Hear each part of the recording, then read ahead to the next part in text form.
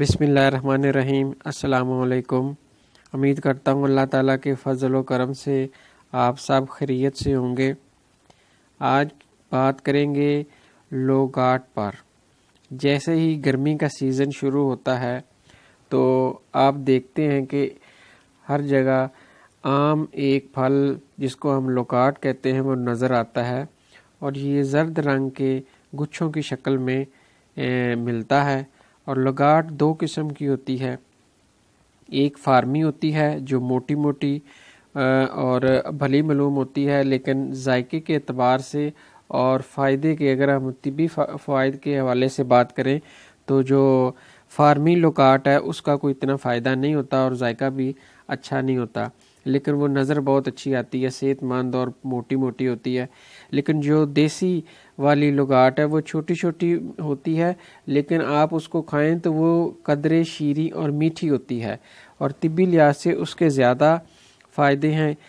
और अगर हम इसका मजाज पर बात करें तो इसका जो मिजाज है ये एक मिजाज के एतबार से ठंडा फल है, इसमें गर्मी बिल्कुल नहीं होती।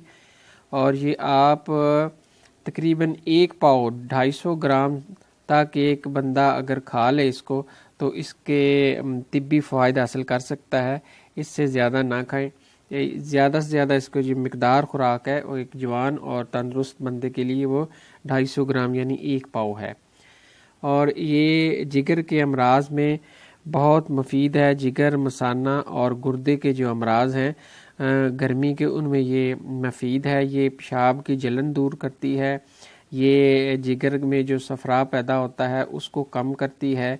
प्यास जिनको ज़्यादा लगती है वो लोगाट रोज़ाना खाएं। आजकल सीज़न है, ताज़ी मिलती है और उसकी जो इससे उनको प्यास कम लगेगी और खून की जो गर्मी है, खून में जो हिद्दत होती है लोगाट खाने से वो कम हो जाती है।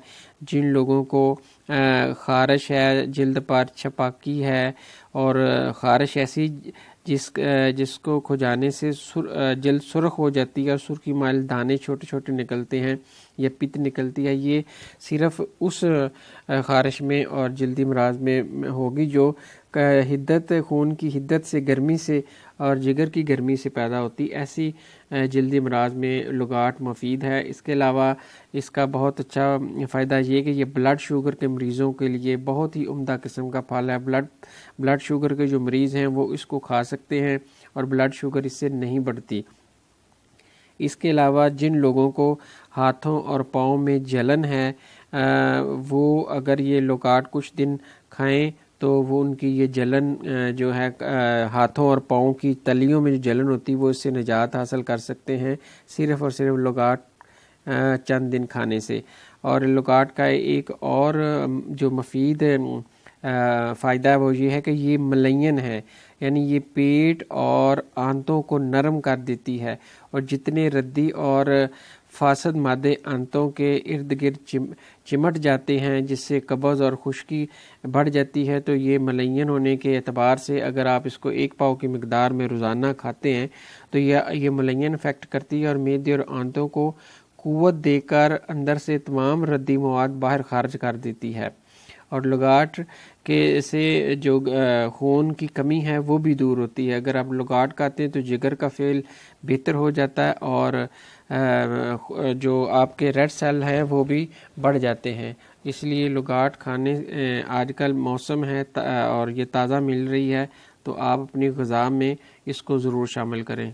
और अगर आप इसकी लोगाट की हिस्ट्री जानना चाहें तो ये पाक व हिंद में कहाँ से आ गई, पहले तो ये नहीं पाई जाती थी, तो ये यूरोप से सैर करती कराती हिंदुस्तान पाक व हिंद में आई है और ये यहाँ काश्त होना शुरू हो गई। अब माशाल्लाह ये कसरत से पाई जाती है, कसरत से बागात और पौधे मिलते हैं और ये गर्मी के सीज़न में ताज़ी अवेलेबल होती है हर जगह।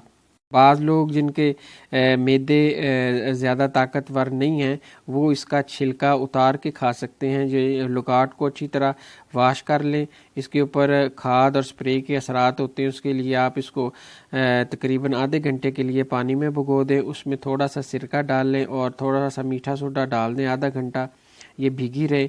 उसके बाद आप इसको पानी से निकाल लें और फिर تازے پانی سے اس کو اچھی طرح واش کر لیں. واش کرنے کے بعد آپ تقریباً جوان بندہ 1 پاؤ کے قریب اس کو کھا سکتا ہے. اور اس کے اندر سے جو بھورے رنگ کے 2-3 بیج نکلتے ہیں وہ نہیں کھانے, وہ نکال دینے ہوتے ہیں. اور جن کے معدے ٹھیک ہیں, طاقتور ہیں, مقوی ہیں, وہ اس کو چھلکوں سمیت کھا سکتے ہیں, اس کا کوئی نقصان نہیں ہے.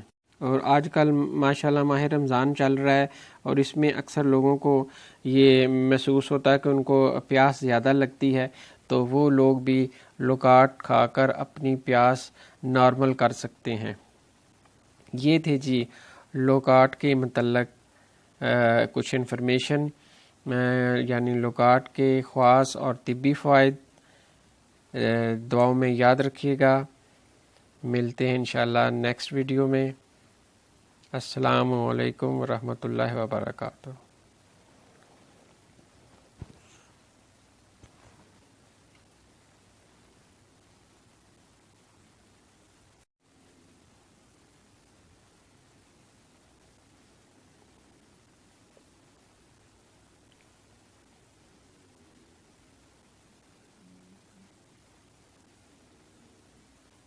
بسم اللہ الرحمن الرحیم.